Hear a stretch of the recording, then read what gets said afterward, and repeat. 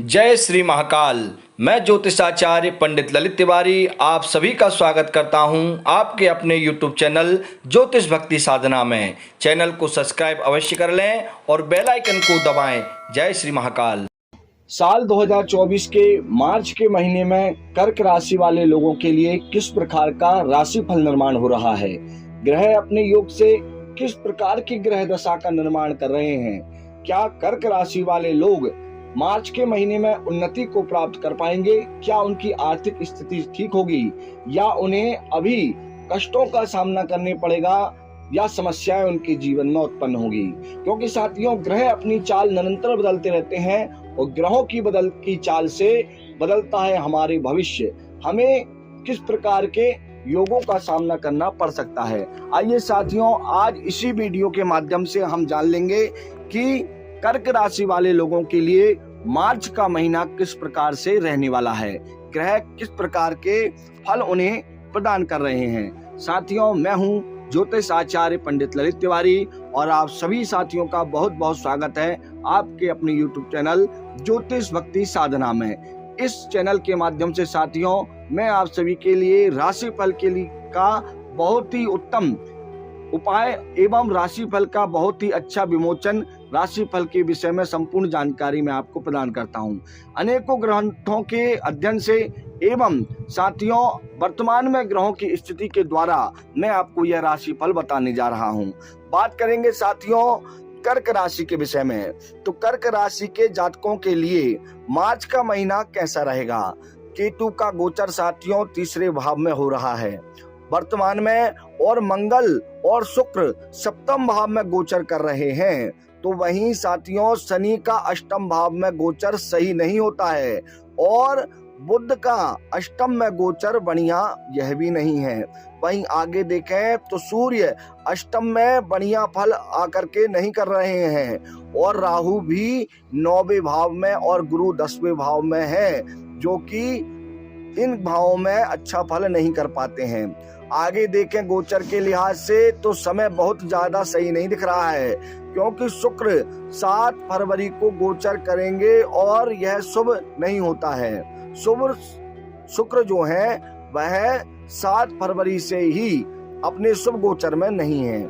सूर्य 14 मार्च को 9वें भाव में आ जाएंगे और मंगल आपके 8वें भाव में आ गए हैं। मंगल और शुक्र की युति बढ़िया नहीं है और 2 पाप ग्रह अष्टम भाव में आ जाएंगे, यह भी सही स्थिति नहीं है। गुरु का केंद्र में होना बढ़िया नहीं होता है।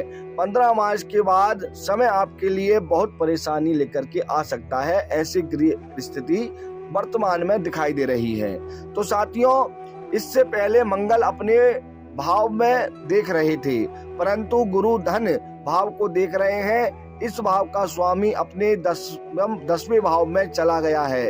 आय और धन के मामले में कोई बहुत ज्यादा दिक्कत नहीं होगी, परंतु अष्टम भाव में आए हुए मंगल ये समय आपके लिए बेहद ही सही हो सकता है, लेकिन वहीं वाणी वाले भाव के ऊपर शुभ ग्रह की दृष्टि नहीं है, इसलिए आप अपनी वाणी पर नियंत्रण रखें, नहीं तो आपको आपके कार्य क्षेत्र में नुकसान हो सकता है, आपके बने बनाए काम भी बिगड़ सकते हैं। इसलिए साथियों आय के लिहाज से यह महीना आपके लिए थोड़ी परेशानियां लेकर के आ सकता है, आपके बने बनाए काम भी बिगड़ सकते हैं। वहीं साथियों अब आगे हम बात कर लें मार्च के महीने में आपके रिलेशनशिप कैसे रहने वाले हैं। तो केतु सप्तम भाव को देख रहे हैं और गुरु का केंद्रीय भाव पर प्रभाव रहेगा। इस भाव का स्वामी मंगल जो कि आय भाव में हो सकता है जिसकी दृष्टि, जिससे कि शादीशुदा जातकों को जीवन में परेशानी का सामना करना पड़ सकता है और वहीं सिंगल लोगों को अभी इंतजार करना पड़ेगा। राहु यहाँ पर बैठकर पंचम भाव को देख रहा है। अगर रिलेशनशिप में है तो इन्हें भी परेशानियों का ही सामना करना पड़ सकता है। कुल मिलाकर देखा जाए तो साथियों मार्च का महीना वैवाहिक जीवन में भी उथल पुथल मचाने वाला हो सकता है, इसलिए आप संयम रखें और सोच समझ करके ही काम करें। अब बात कर लेते हैं साथियों स्वास्थ्य के विषय में। तो मार्च के महीने में साथियों हेल्थ भाव के ऊपर कोई भी पाप ग्रह नहीं है और वहां पर कोई लंबी चौड़ी बीमारी का भय आपको नहीं दिखाई दे रहा है। 10 मार्च के आसपास आपको थोड़ी धीमी चलने वाली स्थिति का सामना करना पड़ सकता है, जिससे कि आपको आपके स्वास्थ्य में कुछ उतार चढ़ाव नजर आएगा और चोट लगने की भी संभावनाएं बन रही हैं। इसलिए साथियों, मार्च के महीने में कोई बड़ी बीमारी होने की संभावनाएं नहीं है, परंतु कुछ ग्रहों की स्थिति के कारण आपको छोटी मोटी समस्याओं का सामना करना पड़ सकता है। वहीं साथियों, शिक्षा की स्थिति की बात करें तो जो छात्र हैं उनके लिए गुरु चौथे भाव को देख रहे हैं, पढ़ाई को लेकर कोई दिक्कत नहीं आएगी। पंचम भाव के स्वामी उच्च के रहेंगे। जिसके एग्जाम शुरू होने वाले हैं उनको मेहनत करनी पड़ेगी और उन्हें मेहनत का फल शुक्र ग्रह प्रदान करेंगे और उन्हें अपनी शिक्षा के क्षेत्र में उन्नति प्राप्त हो सकती है। जी हाँ साथियों, अब बात करते हैं साथियों राशि के स्वामी के द्वारा मिलने वाले फल के विषय में। साथियों, कर्क राशि के लोगों के स्वामी हैं चंद्रमा, और चंद्रमा की स्थिति इस समय आपके गोचरी योग में शुभ स्थान पर बनती दिख रही है, परंतु अन्य ग्रह जो इस समय अपने भाव में आकर के जो अशुभ फल प्रदान कर रहे हैं उसके फल को कम करने के लिए और आपके राशि के स्वामी के द्वारा मिल रहे फल को प्राप्त करने के लिए आपको चंद्रदेव की आराधना करनी चाहिए। यदि आप भगवान शिव की आराधना भी कर लेते हैं तो इससे भी आपको चंद्र शुभ फल प्रदान करने लगेंगे और अन्य ग्रह जो अशुभ फल देने वाले हैं उसमें भी आपको फायदा प्राप्त होगा। तो करना क्या है साथियों, आपको छोटा सा काम करना है।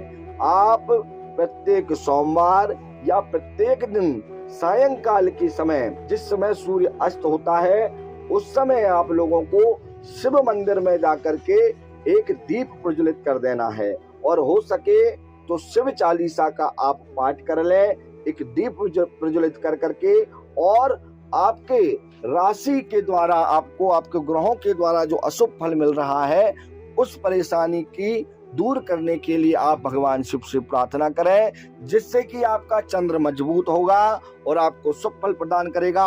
और जो ग्रह इस समय वर्तमान में जो गलत स्थिति में विराजमान है, जो अशुभ फल प्रदान कर रहे हैं, वह अपना फल शुभ रूप में परिवर्तित करेंगे और आपको शुभ परिणाम प्राप्त होंगे। जी हाँ साथियों, इस प्रकार कर्क राशि वाले लोगों के लिए इस वर्ष साल 2024 में मार्च के महीने में ग्रह अपने ग्रह योग से इस प्रकार का राशिफल निर्माण कर रहे हैं। साथियों, यह जानकारी मैं आप सभी के लिए लेकर आया। आपको यदि यह जानकारी अच्छी लगी है, यह उपाय आपको यदि अच्छा लगा है तो आप मुझे अवश्य बताएं और वीडियो को लाइक करें, चैनल को अवश्य सब्सक्राइब कर लें और वीडियो को शेयर करना बिल्कुल भी ना भूलें। साथियों, इसी के साथ यदि आप अपनी कुंडली के अनुसार कुछ राशिफल के विषय में या ग्रहों के गोचर के द्वारा अपनी भविष्य के विषय में कुछ जानना चाहते हैं तो आप मुझसे संपर्क कर सकते हैं। जय श्री महाकाल, हर हर महादेव, जय शिव शंभू।